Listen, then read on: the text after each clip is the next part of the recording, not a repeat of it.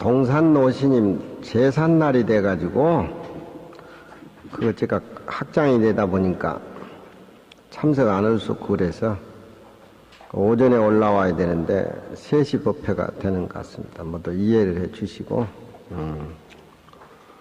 그 동산 노스님은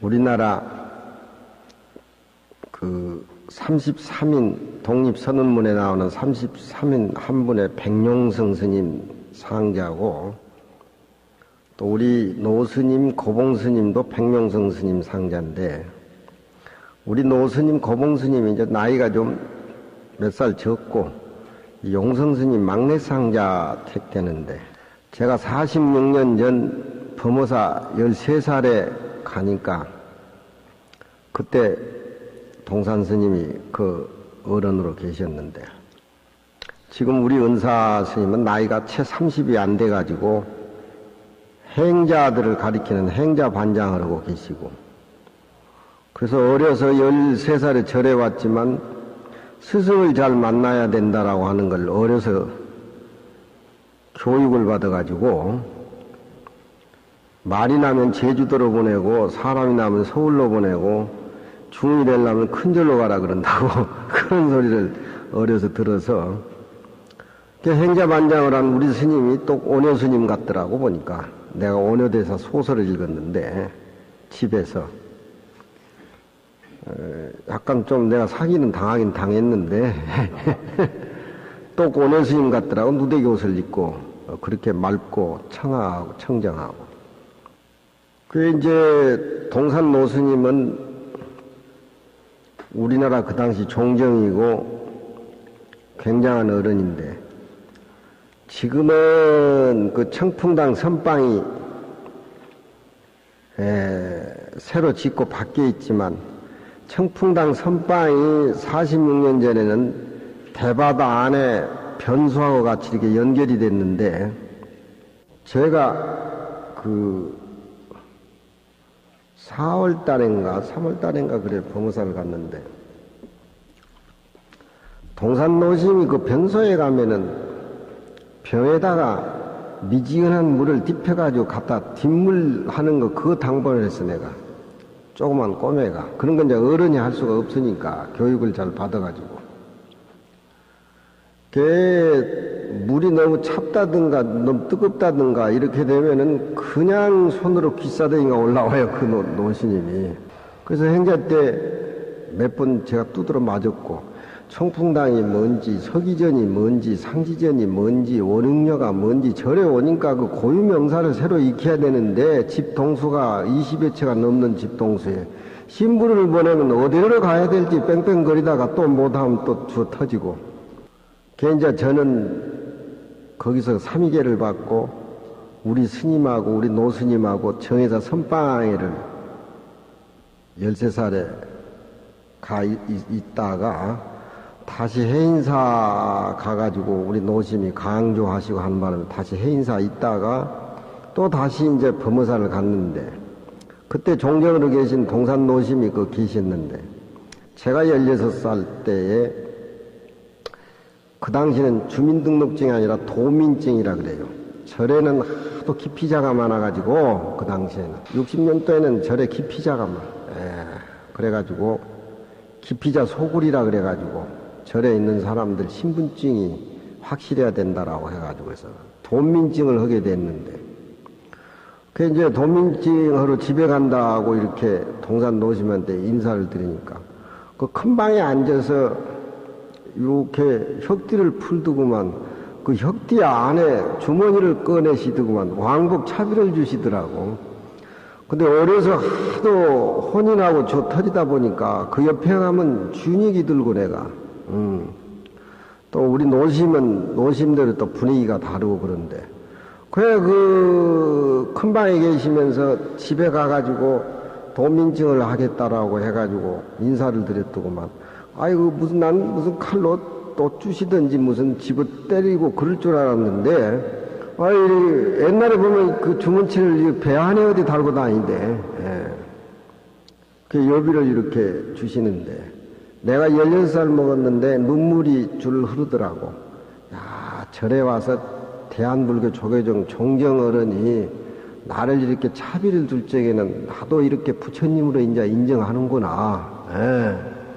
그래서 우리 스님하고 인사를 하고 범어사에서 팔송리까지 내려가서 차를 타려면 한 6km 되는데 그 당시에 그 기쁨에 충만되어 가지고 그 16살 뭐 뛰어내려가서 거기 저쪽 팔송까지. 예. 근데 그 어른은 용성 스님한테 계를 받았고 용성 스님은 남국 스님한테 계를 받았고 조계종 계맥이 있어요. 예. 그리고 남국 스님은 초이선사한테 계를 받고 그래가지고 이렇게 순으로 이렇게 올라가는데 그 동산 스님 계맥은 이 범어사 서감노 스님이 계시는데 그 노스님이 동산노심 계를 받았습니다. 그 전계화상이 됐는데 계를 받으면은 비구견이 보살견이 그 당시는 전계화상이 보살계 비구견을 설하게 됐는데 우리 조계종의 비구는 전부 그 서감스님, 동산스님 이후에 서감스님한테 전부 받고 저도 이제 군대 제대를 하고 와서 이제 비구견을 66년도에 서감스님한테 받았는데 그 계맥이 누구한테 내려냐면 쌍계사 고산스님한테 내려갔습니다. 예. 용성스님, 동산스님, 서감스님, 쌍계사 고산스님 이렇게 내려갔는데 제가 이번 3월 보살기 때 20년 전부터 고산스님이 저한테 전계를 주려고 전계를 주면은 이제 오신채도 못 먹고 이제 저 고기 비슷한 버섯도 못 먹고 예. 또 이 제약이 굉장히 심해요. 또 남이 눈에 함부로 띌 수도 없는 것이고 그래서 저는 20년 전부터 제가 이제 13살에 절에 들어왔고 선이라든가 경전이라든가 다른 여러 것이 비구계를 설할 만하고 뭐 그런 쪽에서 청정한 쪽으로 봐가지고 전혀 저한테는 하자가 없지요. 좀 하자가 있는 거 좀 탁구를 쳐서 그게 좀 이상해서 그렇지. 예. 그래서 또 법만경 강의도 해야 되고 비구계도 설해줘야 되고 보살계도 해야 되고 그런 쪽으로 자기는 날 생각해가지고 전강은 고봉스님, 우룡스님 때 와가지고 강을 할 수 있는 전강은 받았지만 근데 유론제는 전혀 생각이 없어서 제가 뭐 강의를 이렇게 하지만 뭘 하고 뭘 하지 말아라 이런 소리를 제가 못해요. 이치만 얘기해 놔두면은 자기들이 깨닫고 알아서 이렇게 그렇게 알도록 이런 쪽으로 편안하게 저는 유도하는 쪽이지. 야 이건 담배 피우지 마라, 술 먹지 마라, 고기 먹지 마라, 오신채 먹자 그런 소리를 못해요. 그러거나 저러거나 전계식을 이번에 쌍계사서 저 해인사 주지하던 보광스님하고 나오고 하는데 저는 안 하려고 사양을 했어요.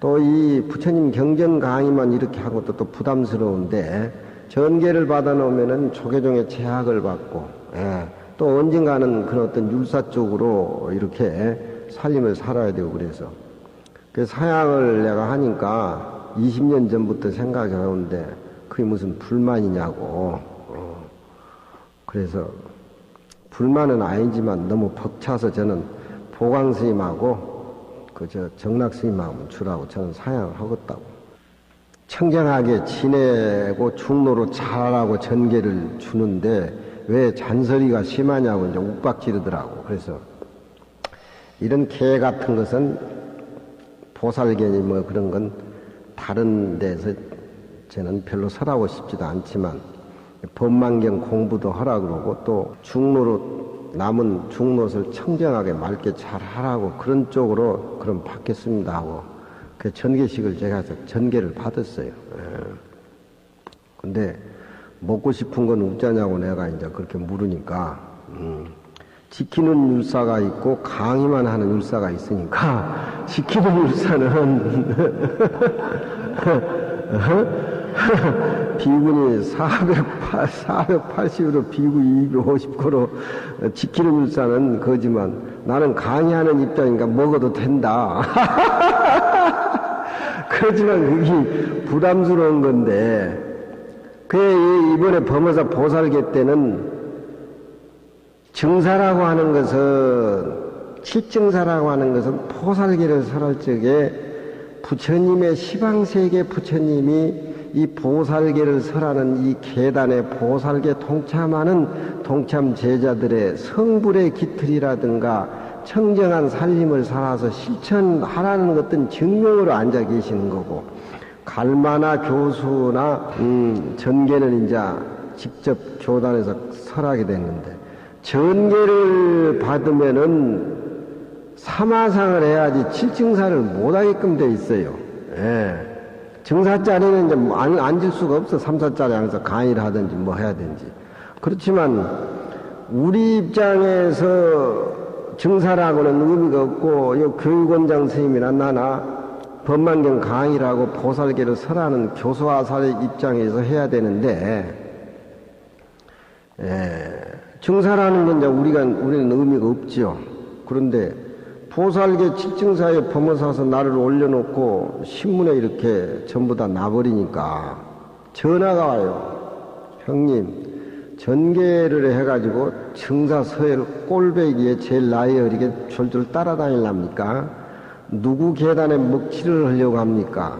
예.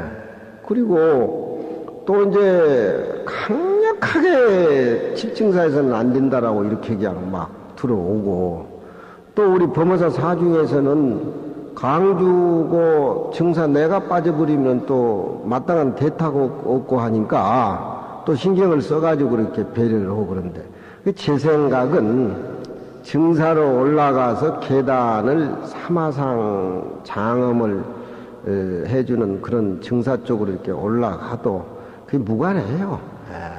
1년에 한 번씩 범어사 계단이 천통이 제일 깊은 계단인데, 쌍해사 계단은 한 근 30년밖에 안 됐고, 범어사는 한 근 80년 계단이 이렇게 흘러내려오고, 또 동산스님, 서감스님이 조계종을 대표로 해서 계단 사철로 해가지고서 전부 비구니가 범어사 계단에서 다 그렇게, 이거 해원스님이나 현진스님도 아마 거기서 받았지요? 참말로 받았어요? 응? 비구니여요 그냥, 응? 70년도? 첫해. 그럼 나보다 훨씬 늦네. 나이 1살, 2살 먹었다고 그걸로 날 누르려 그래. 나는 67년도에 난 받았는데. 응? 나보다 늦네? 그럼 뭐 공갈 칠 것도 없고 뭐 계율로만. 어쨌든지 불법은 계를 먼저 받은 사람이 서차 자리가 맨 우에요. 아버지가 중이 되고 아들도 중이 돼도 아들이 먼저 계를 받으면 아들 뒤에 앉아야 돼. 천자도 임금도 계를 받으면 절에 오면은 꼬매 3위 밑에 앉아야 돼. 서차가 그래. 그 질서가 무너지면은 남남끼리 모여가지고 사는 이 불교 삼보에 그 질서가 무너지면 혼란이 와서 안 돼. 이 계라고 하는 것이 그렇게 무서워요. 중이 머리 깎고 계율을 안 지키면 어떻게 되겠습니까? 지 애매비도 안 모시려고 절에 온 놈들 그 막무가내 놔두면은 그 골치 아프잖아요. 골치 아파요. 그리고 지킴으로 해서 자기 내면의 정화가 되고, 지킴으로 해서 대중과 더불어 함께 화합을 하고, 지킴으로 해서 도량이 신선하게 되는 것이 이제 계인데, 범어사 같은 경우에는 제가 이제 증사를 해야 되는데, 외부에서 절 아끼는 사람들이 조실이 수자 뒤에 앉은 거나 똑같니? 조실이 돼가지고 저 수자들 맨 끝에 앉으면 어떻게 되는 거예요? 근데 하여튼 별별 소리로 날 공갈 협박을 치고 또 사중하고 반대되는 사람도 있고, 그래서 방을 짤 적에 제가 그 원주한테 내 대신 증사를 다른 사람으로 추천하라 그러고 방을 짤 적에 나는 야반 도주를 해버렸어요. 범어사서 야반 도주를 했는데, 유나라는 사람은 3일 동안 보살기를 설하는데 그 어떤 질서라든가 보살계를 설하는 어떤 사마상 칠증사의 어떤 이 배려하고 뭐하고 하여튼 그런 막중한 책임을 가지고 있는 것이 바로 증사 앞에서 이제 일예하고 윤하고 제일 책임이 큰 건데, 내가 없으니까 이제 윤화를 내 자리 대신 이렇게 올려놓으니까 윤화를 몸소 익히지 않는 스님이 이제 내 밑에 강사들이 올라가가지고 질서가 잡혀지질 않고 엉망이 되는 모양인가 봐. 그 이번에 내가 내려가니까 내 때문에 계단 망쳤다고 또 이제 이번에 또 흥 교수님이 전계 대화상이 됐는데 강주 이제 코피 터질 줄도 한번 맛 좀 봐야 된다고. 그 코피 터질 일 있으면 코피 터져야지 뭐 내가. 근데 동산노심 때부터 용성부터 내려온 계맥이 말하자면 저한트로 이렇게 계맥이 흐른 편이지.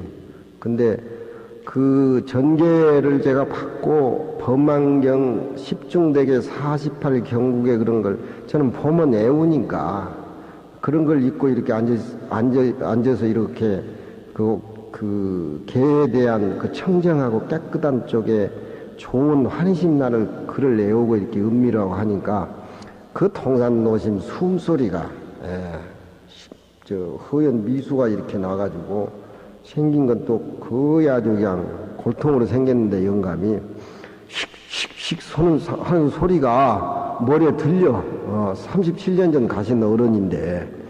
그래도 이제 행장 같은 것도 오늘 내가 애들한테 정리해주고 이렇게 관람을 지어주고 뭐 했는데, 그 16살 때 나한테 집에 있지 말고 얼른 도민증하고 범어사로 되돌아오는 그런 것들이 37년 오늘 주기에 맞아가지고 또 그런 것들이 생생히 살아나고, 나는 범어사하고는 인연이 아주 묘한데입니다.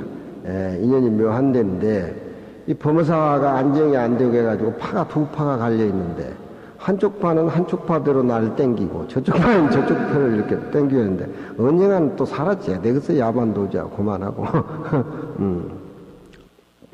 그래 오늘 동산노심 37주기인데 참석 안 하면 또 안 되고 그래서 했는데, 회원스님하고 이제 오늘 좀 빼먹고 싶은데 회원스님하고 공갈을 치고 그래서 이제 장풍이 너무 세가지고 끌려서 이렇게 지금 이 쌍계사나 화엄사나 우리 절에는 고구차 먹을 때입니다. 우전차.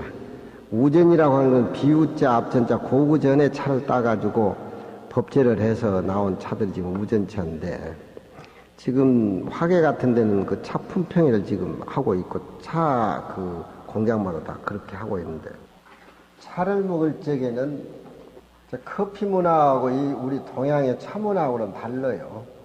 커피 문화는, 서양의 커피 문화는 커피 문화들의 어떤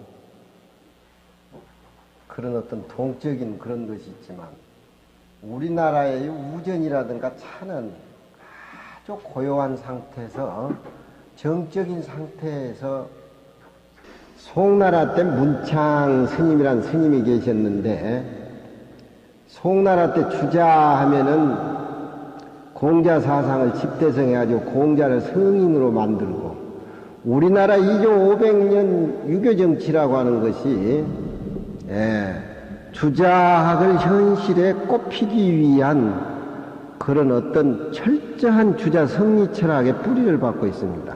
그러니까 중국에서 주자학, 공자가 살아나려면은 당나라 때, 송나라 때 불교가 너무 흥하고 또 생활선이 돼가지고 학식 많고 도의 눈이 헌출한 그런 큰 분들이 너무너무 많이 나다 보니까 유교가 이론상으로 수행상으로 그렇게 좀 밀리다 보니까 주자가 노노맹자 중영대학 사서 추석서라든가 또 시전이라든가 서전 주역 뭐 또 이런 해석을 쓸 적에 하여튼 불교의 선이라고 하는 것, 부처님의 환경 경전이라고는 가까이 가지 말아라. 가까이 가다가 나도 모르는 사이에 빠지니까 침침년 입어 기중이라 선하고 불씨 옆에 가면 금방 빠진다. 예, 그분도 얼마나 유교가 불교에 비유하면은 그렇게 천만 위험부담이 많아서 그렇게 얘기를 했는지. 그렇지만 중국이 살아남고 동양의 이치가 살아남으려면 불교의 일변도만 돼서도 안 돼요. 유교와 같이 불교와 같이 그렇게 안과 밖으로 수용이 돼가지고 사람의 어떤 인품이 안으로는 불교의 무상한 이치를 깨달아서 철저하게 비워버리는 쪽으로, 밖으로는 또 인의의지를 실천하는 그런 쪽으로 해서 이렇게 안과 밖이 서로 어울려져야 되는데, 불교의 일변도만 내버리면 다 머리 깎고 다 절에 가버리면은 씨도 안 남고 인가 안 되지. 그러니까 그럴 이치는 없겠지만 주자는 항상 그런 소리를 해. 침년 이벅이 중이라 선리의 옆에 가면은 자기도 모르는 사이에 빠져들어가.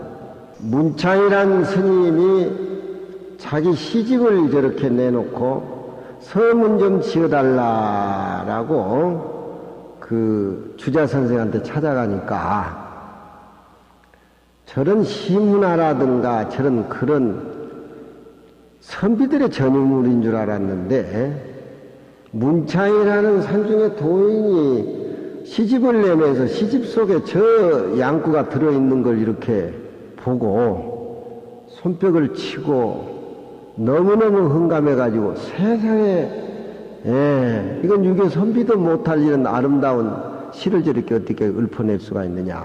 그래서 주자가 문창이라는 그런 그 스님의 서문을 지어주면서 저 시를 짓고 맛있는 차를 문창 선사한테 대접을 하고 그 스님을 이단시하지 않았다.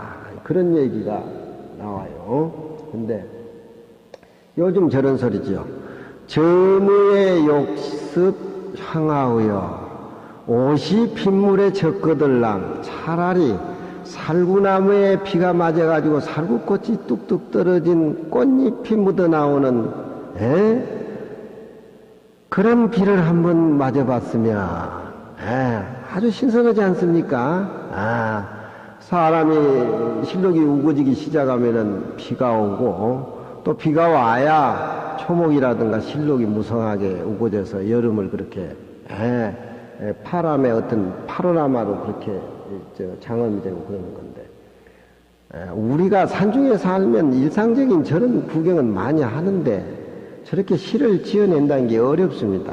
정의 저질점자 어디자 가사자락을 젖거들랑 차라리 살구나무 꽃이 뚝뚝 떨어진 빗물에 욕습 내 옷과 마음을 한번 젖어보고 싶다. 아주 자연의 어떤 그런 어떤 멋있는 그런 표현이죠. 그 대꾸로 쉬면 얼굴에 부는 바람은 불안 양육풍이라 버드나무 가지가 축 늘어져 가지고 파릇파릇해서 어떤 여인의 빚이 아주 정갈한 머리같이 그렇게 해서 중국에는 버드나무가 참 많아요. 그래서 그 버드나무는 제가 이 얘기하지만 어떤 이별을 표할 적에 서로 이별하면서 버드나무를 꺾어주면서 다시 만나자라고 하는 기약하는 그런 어떤 상징적인 나무이다 보니까 공원이라든가 부두라든가 포구라든가 그런데 이 버드나무가 많습니다. 얼굴에 부는 바람일랑 버드나무에서 불어서 스쳐 지나오는 바람은 정말로 바람은 다 싫지만 그건 차갑지 않고 너무 정가롭다. 그런 얘기입니다. 내 말을 듣지 말고 저 식구를 한물 원으로 이렇게 애워가지고서 음미를 해보면은 세상에 마음이 한가롭고 욕심이 없고 그런 상태에서 그 부드럽고 어떤 그런 풍류적인 것이 자기 마음 살림하고 그 밖의 모습과 같이 일치되는 그런 것을 느낄 수가 있죠.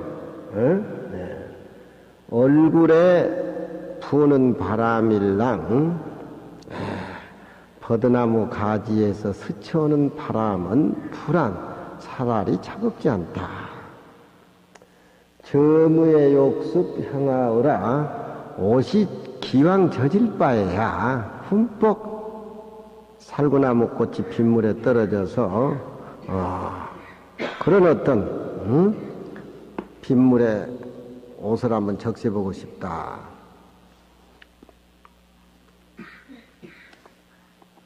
스님이 무슨 저런 소리를 다 하나 싶을런지 모르지만 사실 한가롭게 차를 한 잔 먹으면서 고인의 저런 시를 요즘 실록이 한참 무거질 때 또 비가 이렇게 올 적에 먼 산에 구름인지 안개인지 파란 숲속을 덮으면서 바라보면서 차를 먹으면서 저 시 얘기하는 건 또 격이 품위가 아주 높고 정갈.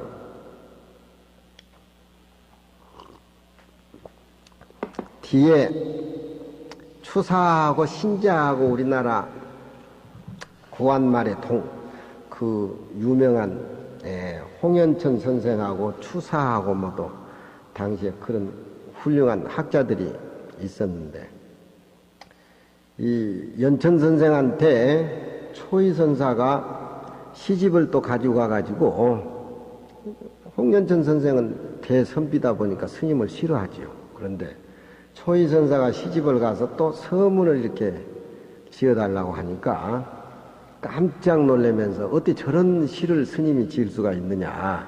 이건 선비도 흉내 못 내는 시다. 옛날 주자가 문창집 서문을 썼지 문창 스님의 저 식구를 내가 옛날 그 서문을 보면서 알았는데 초이선사의 시 두 구절은 그게 버금가다. 버금가는 시다. 그렇게 또 연천 선생이 초이선사 시집 서문에 저 얘기를 하고 있어요. 그런 좋은 구절들은 우리는 이렇게 만나면은 그 당시 그 어른을 직접 만나서 대화하고 얘기하는 같은 그런 분위기를 우리는 잘 내기 때문에 저렇게 이제 오늘 내가 소개를